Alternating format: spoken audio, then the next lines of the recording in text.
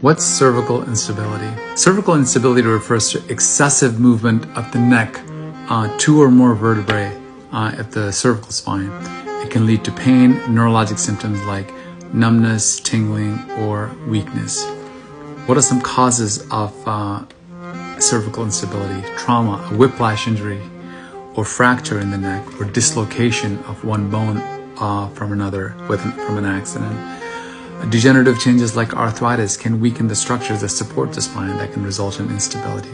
Congenital disorders, some people are predisposed to instability compared to others, especially patients with Ehlers-Danlos syndrome. Inflammatory disorders like rheumatoid arthritis can predispose a person to have cervical instability. Having had prior surgery, like a prior fusion surgery, can increase the risk of instability at the level above or below the fusion. How does it present? Patients often complain of neck pain. If it's a high cervical lesion, then it can also present in occipital area pain or pain in the back of the neck.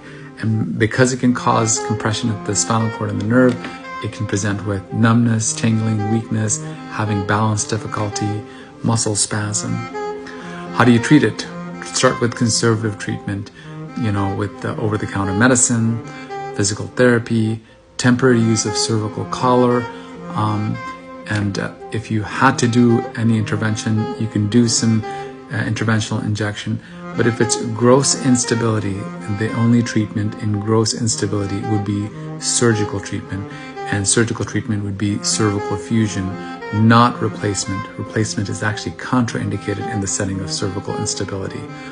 And obviously, if you suspect that it's a minor instability, you can certainly watch it by getting frequent flexion extension x-rays of the neck to see if the degree of instability has not worsened or is stable. And you can share that with the patient, and then between the surgeon and the patient, you can come up with a plan that is most appropriate. Again, if it's gross instability, last resort would be surgery, but that's the only treatment that would be effective if strengthening exercises fail. But if it's a minor instability, certainly I would definitely watch that over time and communicate with the patient.